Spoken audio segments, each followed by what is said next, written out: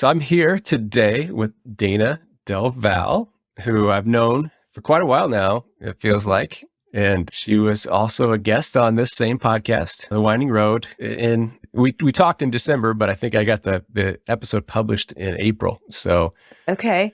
So welcome back to the show. Thanks, Travis. I'm glad to be here. It feels like a lot longer ago than that we did it, but I've sort of started saying I think COVID years are like dog years. Yeah. I think maybe about 14 years have passed in these 2 years. So time has gotten completely irrelevant to me. Yeah, it's a weird thing now for sure. Yeah. So yeah, I think in the last conversation we ended up talking about communities and the power of communities and in helping with your career. And in this episode, I want to talk about pivoting, but I think pivoting within constraints, whether self-imposed or not self-imposed. And this, I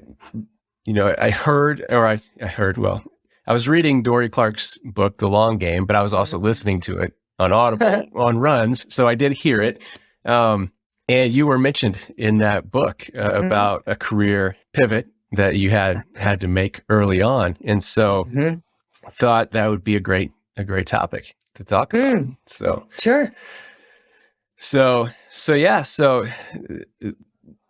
tell us, I mean, you were an aspiring actress. I was. Moved to Los Angeles, right? Nope. Or not quite moved? No, I never did. So I graduated from college with a theater degree and fully intended to go off to Los Angeles that fall. I had a summer stock gig in southern Utah. So I was about 2 hours from Las Vegas in a little town called St. George, Utah, right by the Arizona border. And I was doing a big musical there that summer, creatively called Utah. It was a premiere musical in a premiere facility. So this unbelievable outdoor amphitheater called Tuacahn by Santa Clara in the Red Rocks. I mean, absolutely spectacular environment. And in part I went because I got cast, but in part I also went because I knew that we could fly from Las Vegas to Los Angeles for really cheap. And I thought, well, all right, so while I'm there, I'll go back and forth and I'll, find an apartment and get an agent and probably get discovered while I'm there one weekend, because when you're 22 years old and you think you're going to be a movie star, you don't spend a lot of time imagining how it won't work. You only think it will work. Right. So I got there May 20th, graduated May 19th, got there May 20th, and May 27th discovered I was pregnant. So I spent the summer there, saved up my money, and long, not that interesting story short, ended up back in my hometown in North Dakota in October of that year. And then my son was born in January. So I never did actually move to Los Angeles, despite going back and forth some over the summer. Interesting. And there's also a book that I've started to read recently by Daniel Pink about no regrets. And I mean, how do you feel about that? And looking back and now I'm sure you've had varying levels, right? Probably it was different right in that moment. And then over time, I'm sure it's changed. And how do you feel about it now? So it was I found out I was pregnant 27 years ago. My son is now 26 and I wouldn't trade him for the world. He has, because of him, doors and opportunities opened and doors and opportunities closed. So I would not go back now knowing what I know, but I will say that it was truly devastating. And I always say this because I think people don't necessarily doubt this, but I think it's important to say, I don't view an unplanned pregnancy and my child as the same thing. I wasn't rejecting this little microscopic thing that went on to become Dayna Del Val. I was devastated at the insurmountable obstacle that was in my path. So it was terrible. It was really, really terrible. And I came home and did all kinds of things very specifically to keep my path as flexible and open as possible so that I could get to Los Angeles when the time was right.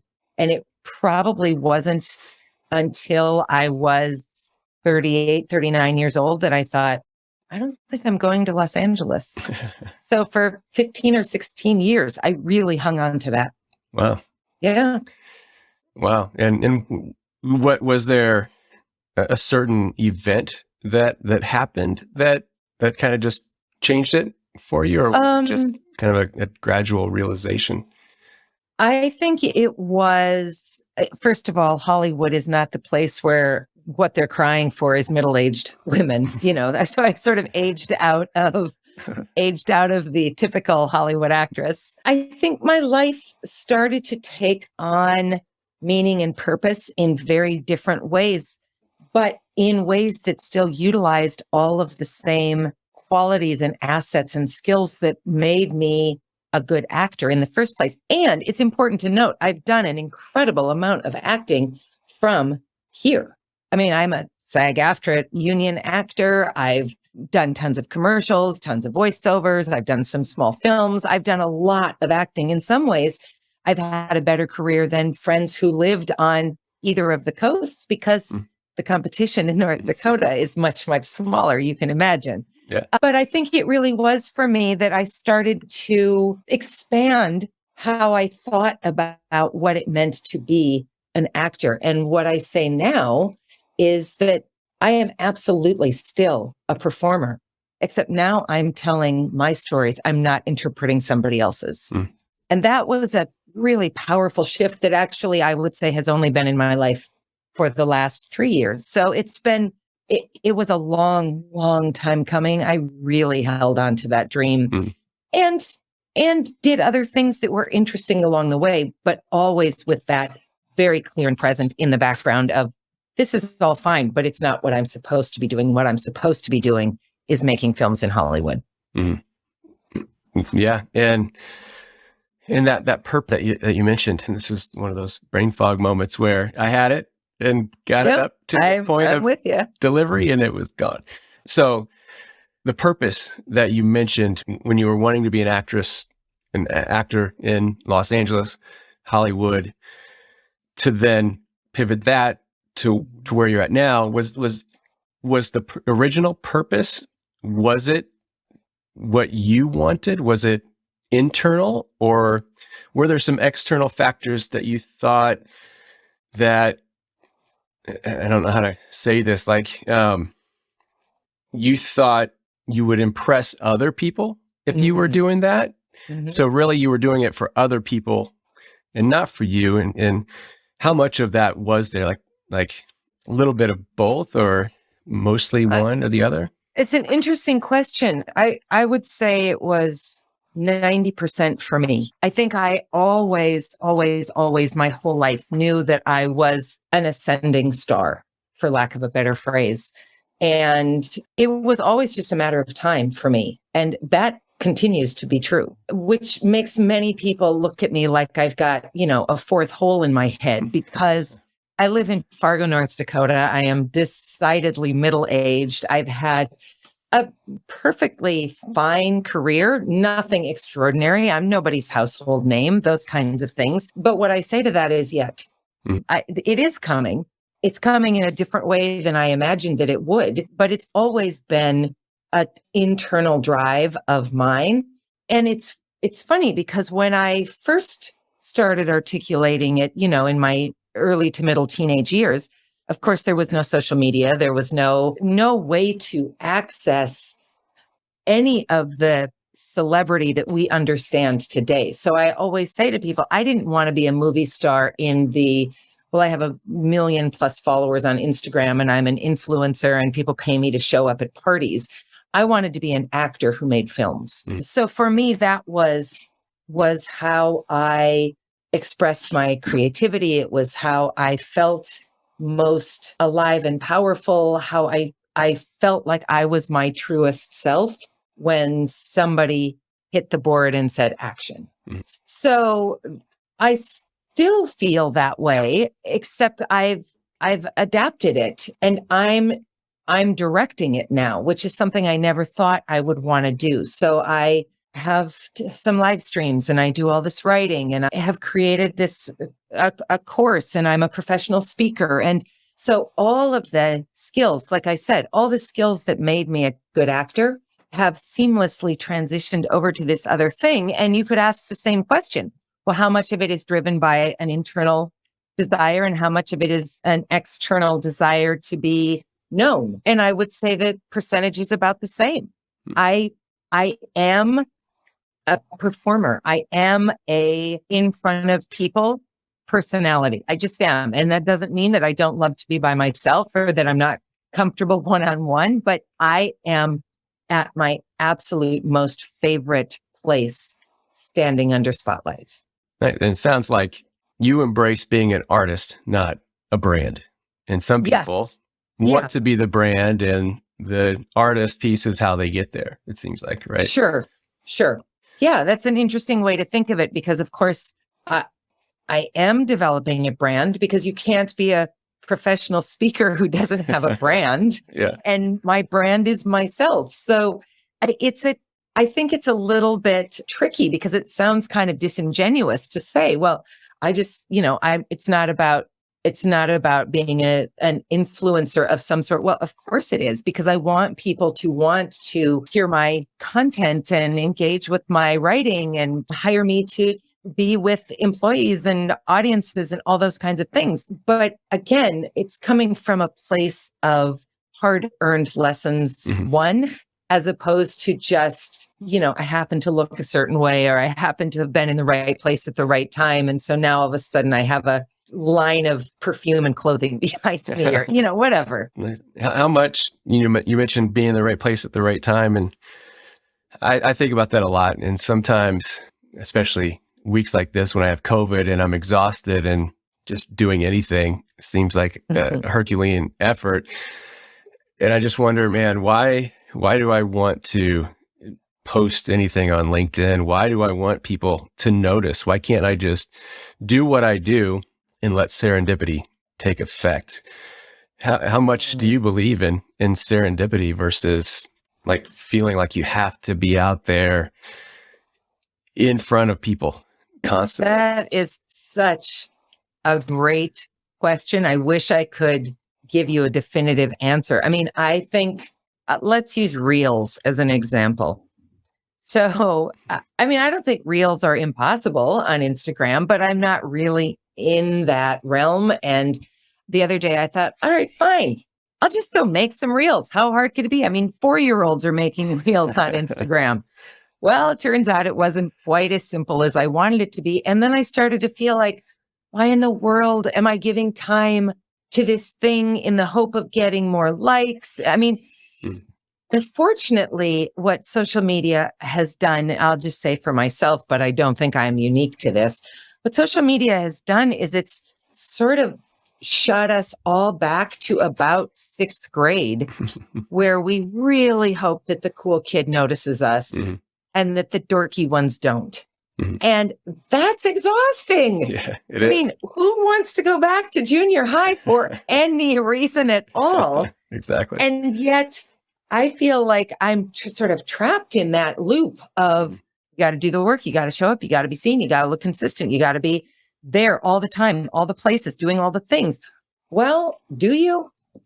I don't know. I'm really trying to reconcile that stupid fear of missing out or fear of you didn't work hard enough with do your work. Do the work that matters to you, that has some consistency and some, what's the word I'm looking for? Like some structure and some meat. We'll go with meat behind it. And eventually it'll land where it needs to land. But, I've been waiting a long, long time for that. And I do think you can't just sort of say, well, universe, I'm here and I want it. I think you have to work at it. Yeah. So I think it's a hard question. That was a long answer to a short question. No, that was a great answer. And it sparked some other thoughts for me as well. And this is something I've thought about a lot because it is exhausting. And I almost think that sometimes it pulls you away from doing like your core thing, right? Yeah. I'm a marketer. That's part of marketing, but I don't like social media marketing and I don't like writing copy. And I feel like that's what I have to do. Right. And yeah. And I've been working with Jenny Blake a lot lately. And I've also been listening to her podcasts a lot lately, Free Time and Pivot. And one of the things I've noticed about her and some of the guests she's had on her podcast is she stopped posting on social media. I can't remember how long it's been. Wow. But she stopped. And then some of the guests she's had on have said that they have stopped posting. And then I was actually listening to another podcast, and this person who, I think he's an author, he also has started several companies that are well known. He said he used to be super active on social, went down a rabbit hole, got to a point where he was just like, that's all he was doing. So he pulled back. And I had mentioned him on LinkedIn. And when I saw his profile, he had something on there that says, I don't check LinkedIn, email me. And so wow, it's just made me start to think, how important is it? And to, you were an Akimbo alum as well. So you've gone through Seth's things, which is why I do want to get back to talking about constraints, because, he taught us a lot about constraints, especially in the Alt MBA. And I think they're a good thing. But he also wrote the book Idea Virus. And he also kind of not pounded it in, but he's made a point of, talking about you're not for everyone. You don't have to broadcast to everyone.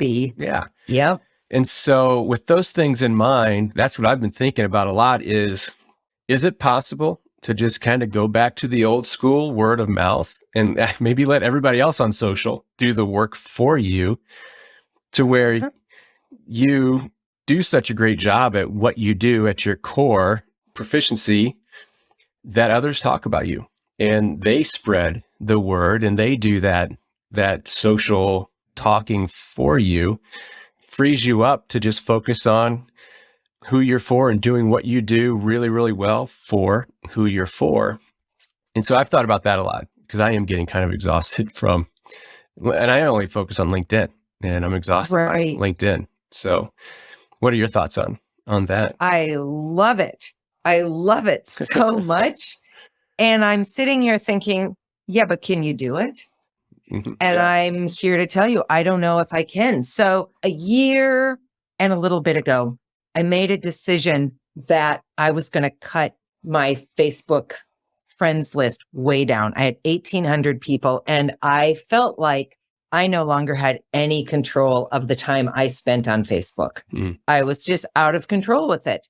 So I thought, well, you have to figure something out here. And I decided I would cut it down to 200 people, which was an extraordinary task, because you have to delete people one by one. And it's a two-click deletion process. And I can say that it freed up a lot of time. I mean, just if you make a commitment that you're going to say happy birthday to everybody you're friends with on Facebook, then it's just necessarily stands to reason that if you have 1,800 people, that's a lot more people to type happy birthdays to than if you have 200. I did only get down to 400, but that was a pretty good cut. So even just something as silly as that freed up a lot of time. But of course, now, as I'm really trying to launch this Dayna Del Val network, I have in the back of my mind this notion that, well, why would you have cut people out right before you kind of need them most to potentially be paying attention to you? So in some ways, I sort of did what you're talking about without having that clear an agenda around it. And I can tell you, I don't think I would be a lot further along the path if I still had 1,800 friends who were being inundated with my content, because we all know how little time anybody, including ourselves, pays to anybody else on social media, because we're all so busy paying attention to ourselves. So I think it's a really beautiful test to say that I will stand on my word and on my work, and it will rise or fall with the integrity of the content. I also think that is a scary as hell place to be. Because we have conditioned ourselves that we have to be all the places doing all the things, or people won't ever find us. So I don't know. Something about it's very resonant with me though. And it, as you were talking, I felt like I was moving from an out of control hamster wheel, which is often how I imagine myself, to maybe sitting on my swing in the backyard, just reading. Mhm. And that feels much, much kinder, calmer, gentler, and better than being out of control on the hamster wheel. Yeah. Yeah. I agree. It's just, I can't stop thinking about what if all I had to focus on was doing my best work and not talking about it. Okay, so let's follow this thread a little bit, Travis. Let's say you do this. How do people find you then in a world where you're not saying, look at me, look at me, look at me? Yeah. Yeah. Especially in a world of zero click, right? Like Yeah, you share a link on LinkedIn, they're not going to show it. right. Optimize your website for SEO, and Google might show a clip, but they're not trying to get people to click on your site anymore like they used to. So it's almost like the world is being engineered against people who just want to focus on what they do and not talk about it. Against thoughtfulness. Right. Yeah. So yeah, I don't know. It's a what if I'm going to continue to think about, and I'm going to invite Jenny on the podcast, and I'm going to ask her about that. Like what's happened since you've done that? How have things changed? How do you get the word out still, right? Like, how do people find you? And she's got a new book that came out, I think, in March this year. Okay. And so I'll be curious to know, like, how did you do that without social? So Maybe we've all just been fed a big lie and adopted it lock, stock, and barrel. Yeah. I mean, I can't honestly tell you that all of the work I'm doing, I can't point to anything where I can say, oh, that post led to this tremendous growth. I can't tell you any of that. So maybe we just sort of blindly walked into something and then it caught us really quickly and has us held tight. Yeah. Yeah. I'm starting to think that. And when I think about the relationships I've built over the years, it's rare that I've built any through social. More so, I mean, a little bit, but usually from a community that's bled into social. Right. So, and like I think about when I was doing my own business, how I got my clients. One came from social, but that was an existing contact who I met through a community. So yeah, I don't know. But again, I think that's kind of back to constraints. Maybe, that's a constraint that you impose on yourself just to say, what if? Like, what if I couldn't post on LinkedIn for 2 months? How would I get people to talk about me? What would that have to look like? And it's almost like I think it was the Alt MBA where we had to think about I think it was maybe the marketing seminar. What if we had to price our product or service 10 times the price we're charging now? How would that product or service, how would we change that product or service? And I think it's kind of in those lines of, if we couldn't post anything on social for 2 months, what would we have to change to not lose any ground, not lose any momentum? So, wow, you're kind of blowing my mind a little bit, Travis. COVID did something for me, right? Yeah, it's true. There it is. You got a weird clarity. But I mean, so if I don't know when this will air, but this is the middle of August, and in the middle of September, I'm going to do this big 5-day retreat challenge in an effort to draw a large and new to me audience to take a 6-week course, which will start virtually in October. So, like, if I were to go back to the 2 marketing women who I work with and love and say to them, I'm going to take a 2-month break starting now. Well, how in the world could I possibly think I'm going to sell that course? But how in the world am I going to sell that course in the midst of all the noise of social media anyway? Yeah. It's sort of a damned if you do, damned if you don't, a little bit. Oh, this is so fascinating to think about. How can we design word of mouth as our primary vehicle? Or how can we just commit to it? Mm-hmm. Yeah. But I think here's the other thing. Like, I was going to say, well, let's you and I commit to that. Okay, but if we're not on social media, we can't lift each other up. Exactly. So, yeah. Then it's a little bit like, well, I won't eat generic cold cereal, but that's all I'll buy for my children. They don't deserve good cereal, but I do. I mean, like, at some point somebody's got to be the sacrificial lamb spreading the word of mouth. unless we completely disrupt the system and something else steps in. And I don't know that I'm that visionary a disruptor, at least not in these first 4 minutes of thinking about it. Yeah. And I think it almost needs training wheels, right? Like you almost need like an easier ramp off to being able to ride on your own, because it will, I think it's possible. And I think it's part of the long game, that Dory talks about. And I think it's part of the long game of marketing, which fortunately a lot of people in marketing are starting to talk about and embrace finally, that marketing is a long-term thing. It doesn't happen overnight. You don't flip a switch and suddenly, drive leads and drive business and make your sales team happy, right? It doesn't work like that. But it's been, the expectations have been that. And so, I think it's a wheel that you got to get turning and remove friction and just get it going, right? But because it takes time, you can't just shut everything else off, right? And so I was thinking just now of, like, as you'd mentioned that, how do you do that? And I think it's through communities. How can it's just getting people to talk about you. And so it's what Chris Walker at Refine Labs refers to as dark social. You can't tie any direct digital attribution to it, because people are actually talking about you in a closed community on Slack or something like that, or they're in a Zoom call in like some of the calls that Dory has sometimes where we all get together and you say, hey, did you hear about this person, or did you read that book, or try this app? And then you're saying that in a community of, maybe 30 people on a call or 1,000 people in Slack, right? And so now you've got that, but people start hitting your website, hitting different things. But from a marketing perspective, if you were looking at your analytics, it wouldn't say, hey, they came to you from conversation in Slack, right? Right. They'll come directly to your website. So you have no idea that just happened.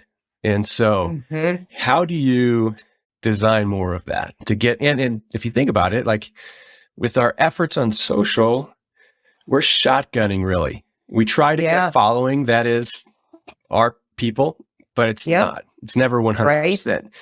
So you're shotgunning and hoping that the small percentage of your followers who are interested in what you have to say, that small percentage that the platform says you're only going to get this, not everybody is the right ones.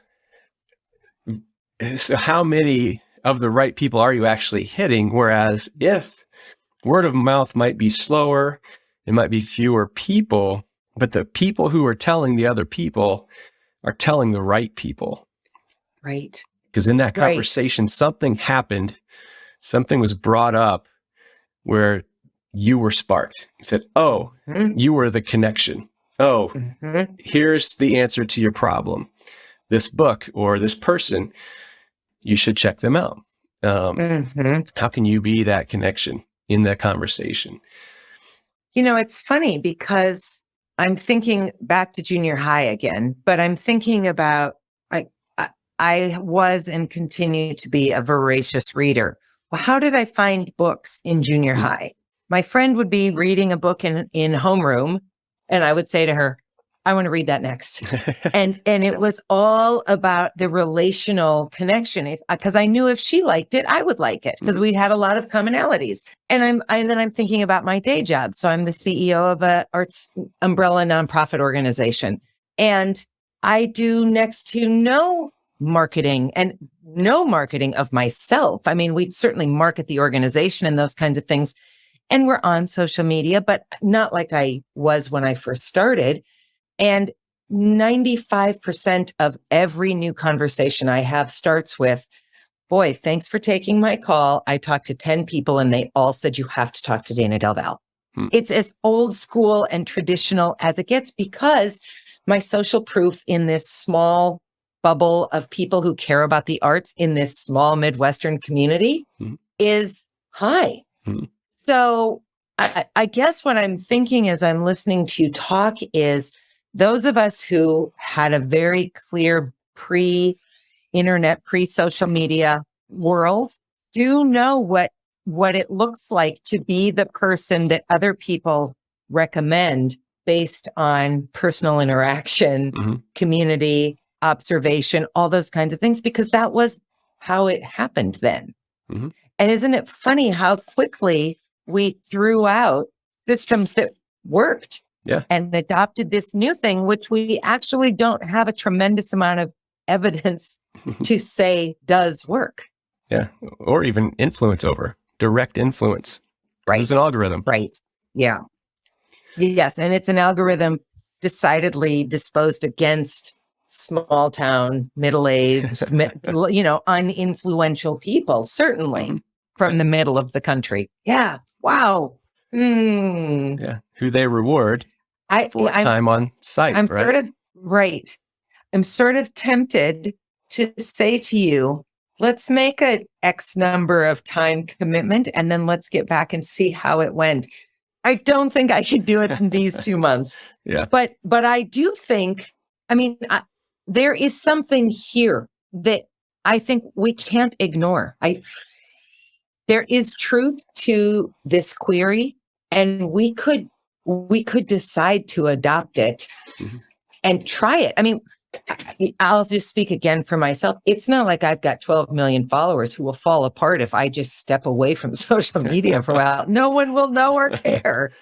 That would be okay for the community and the world at large. So then it's about, can I take the lack of whatever little dopamine hit social media is giving me? Can I take the lack of that? And can I just trust that I have other things to do to fill that time, and that I can be of more service and do the work I actually want to do in a better way, away from the distraction of social media? Yeah. And I think from a career perspective, I think there's a lot of pressure on to feel like you have to be on LinkedIn, telling people what you know, right? Or engaging with the right people and showing up in their feed by just saying, "Oh, great idea. Thanks for sharing." And I think it's just undue pressure, and especially for someone looking to pivot into something new, you kind of need to find your new people, but is social the way to do that? And I could tell you that in this recent pivot that I did a year ago, I don't think I found anybody on social. It was communities. I found communities. I heard of communities. I got invited to communities, and that's how it happened, and how I was able to. And then I followed them on LinkedIn, but most of the stuff happens on Slack and happens in weekly calls. I just got off of a monthly RevOps mastermind that I was invited to through Pavilion, another community. So I was invited to one community from another. And so that's kind of where the connections happen, because I'm in with RevOps people. LinkedIn's full of all kinds of people, right? Some RevOps, but not a lot. So, I think having those constraints of how can I make this pivot without having to be out there and spend so much time just going through social, right? Where could I put my time and see better returns in making this pivot? Where could I learn more? And then, and for me, it's just, where could I get quiet? Right. Yeah. Social media is so loud. Yeah. Where could I just take some time and get quiet? That would be lovely. Yeah. Wow. Well, I'm going to be thinking about this conversation for a very long time, Travis, and something will come out of it. I know it will. It's too resonant to sort of hop off this call and think, well, enough of that conversation, and drop it. There's something too important about it, which isn't to vilify all of social media. There's incredible things about the ability to connect and network and instantly be in some kind of community. And sometimes it's incredible, but most often it's the difference between, a bag of Cheetos and a really beautiful cheese from France. I don't want to eat Cheetos when I could be eating a really beautiful cheese from France. Exactly. Yeah. So, I mean, so I guess the goal would be, how can you not really minimize your minimize your dependence on social, but remove social as a perceived key marketing channel to what you're doing, whether it's marketing your business, marketing yourself as a employable person who recently pivoted. How can you take that pressure off of feeling you have to be there every day in some capacity, right? Because I don't think you do need to be there every day. I'm sure you don't. I mean, I am 95% certain you don't, because there's billions of people. So one missing person is not going to collapse the ship. Yeah. And I think when you think of alternatives, like, what about a newsletter? What about inviting them to come to you and subscribe? And then, every time you hit send, you're sending it to the right people. Yep, right? It's true. It's true. And I mean, so I send out a weekly newsletter, and that is absolutely where the bulk of the feedback comes to me, because those people really are in some kind of relationship with me, even if it's somewhat peripheral. It's a deeper relationship than the transactional one of social media. Yeah, exactly. Yeah. And if that's weekly and you stopped for a month and didn't tell anybody, right, they would miss you. They would wonder. People might notice that. Yes. Yeah. Yes. Would notice. But if you stop social for a month, they probably would notice when you posted again a month later, like, I didn't even know she was gone. Yeah. I haven't seen her stuff in a while. I wonder what she's been up to. Yeah. Wow. Really, really interesting conversation, and just incredibly provocative, because it is truly amazing how quickly we fell into the rhythm and routine that somebody else set for us of social media. Exactly. Yeah. Yeah. I think this happens every time we talk. Like, it wasn't the intended course we planned to take, but somehow our conversations morph into something really good. You feel like a very deep thinker to me, in the sense of, I think you ask questions that somebody could say, I couldn't give up social media because it's blah, blah, blah, blah, blah. And then we would just move on. But it's provocative enough that if you're listening to the question, you do have to sort of stop and say, why am I a slave to a system created by a punky kid in college? I mean, good for Mark Zuckerberg, but what does Mark Zuckerberg care about me? And why should he? He shouldn't. Yeah. Why have I so easily relinquished my self-worth, my amount of time, my goals and aspirations to someone presumably who I will never, ever meet?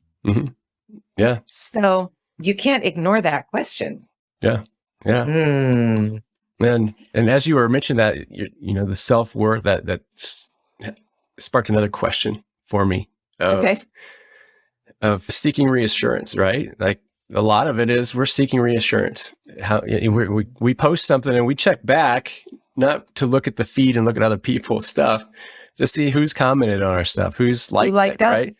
Yeah. And I wonder if you felt the same way, that the highs you get from a post that seems to take off, and what I've noticed is those are always the dumbest things I post. Yes, not insightful so disappointing. Like, that was like the dumbest thing. I just randomly thought I wasn't even going to post that, and I did. I thought it was stupid, but I did it anyway, and it blew up.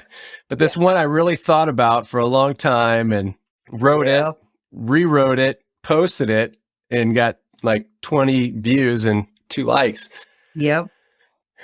How much has that 20 view, 2 like one tended to negatively impact your day or the next few hours, compared to the high of the one that seemingly did great? Like, I mean, it seems like the lows and the highs are not equal.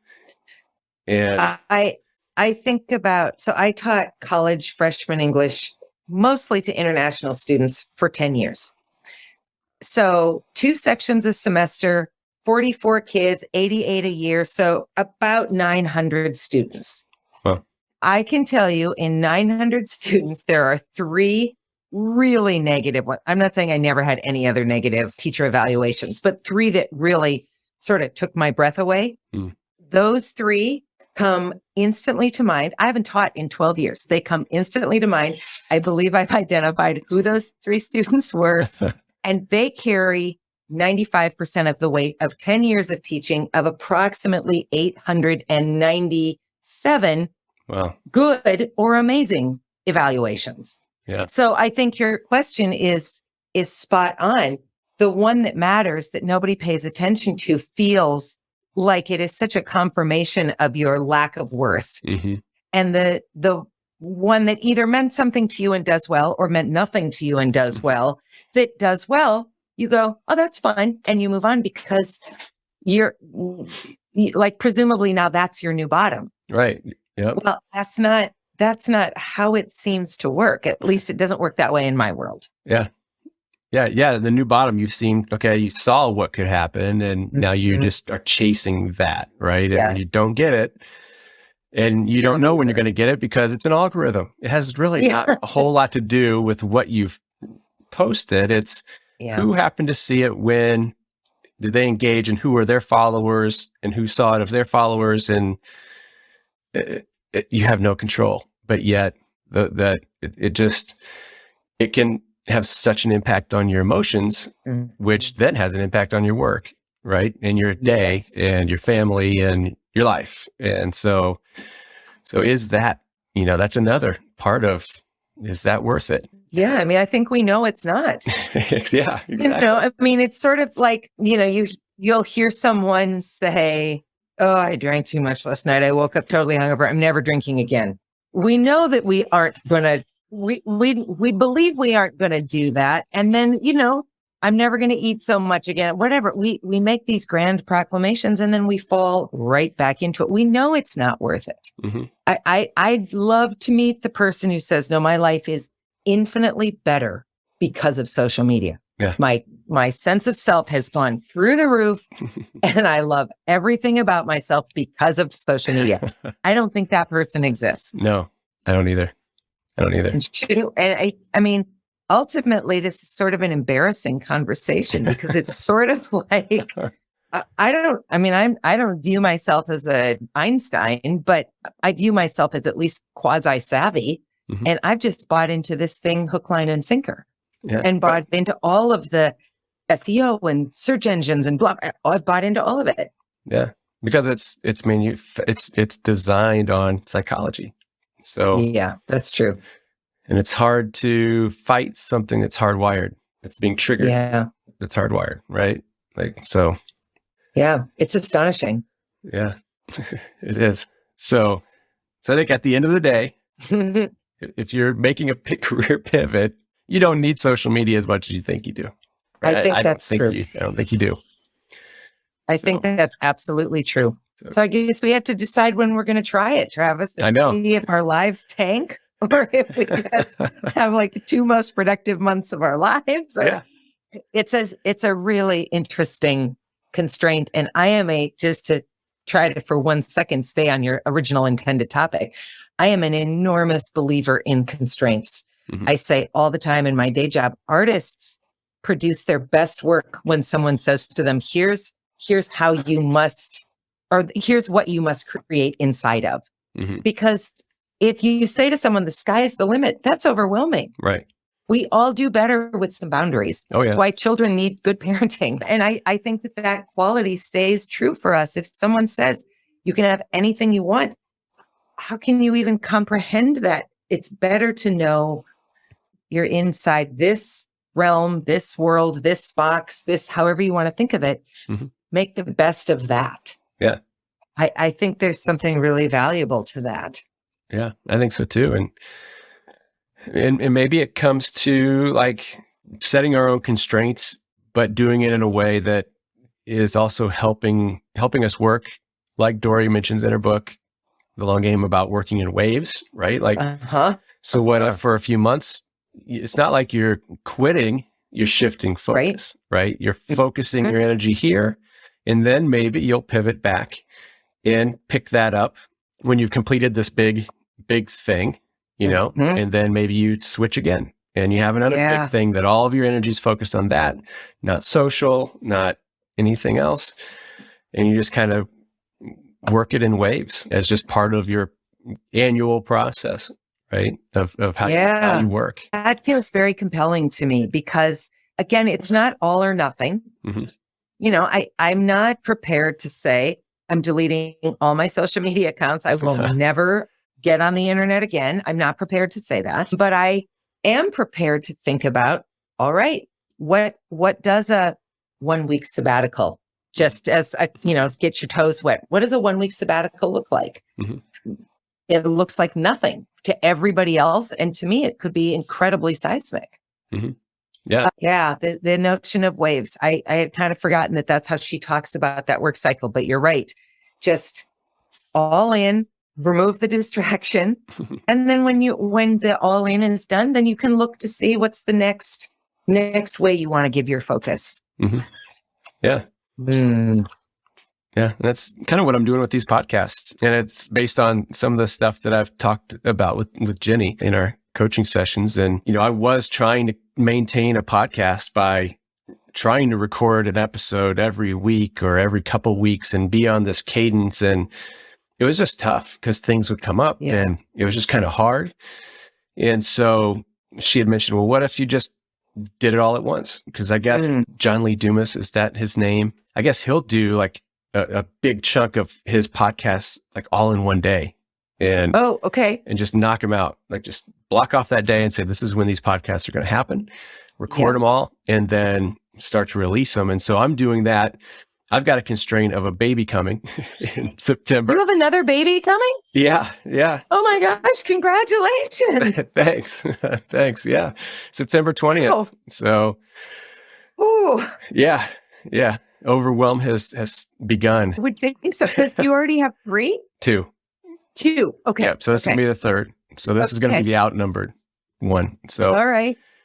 So that's my constraint is a baby. And I want to get this whole next season, 8 to 12, but it's going to be more like 8 to 10 episodes recorded between now and September, really almost like September 2nd, because I've got a marketing conference the week of the 5th. And so I want to get them all in and done now. And then I'll be done like for the rest of the year in recording, right? So they'll just go out and I'll start thinking about the next season. And so if I can do that right, I'm working in waves of chunks of like a month, maybe get them all done in 1 month. But the appearance looks like they're coming out every other week for a year, right? So I'm trying that with this to see, can I just load them all up, get them all in before the baby comes and hand them off to my editor. So then she can work on them and get them released. So wow. We'll see if that. Well, you have a lot on your plate, Travis. I do. Yeah, I do. Yeah. And I think too much, but well, it's always too much until it happens. And then it's is what it is. And a new little person is never too much, too much to think about probably. Yeah, but exactly. That's really exciting. Yeah. So this episode will probably come out in probably mid-October. So okay, great. So well, who knows where we'll be by then? We might have had a complete upheaval of our own sense of selves again by then. Exactly.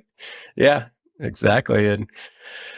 And yeah, if we both experiment with it, we'll have to sync back up and do another episode. And you were saying you're not a household name. You will be on the Winding Road podcast when it's all said and done. That's fantastic. I love it.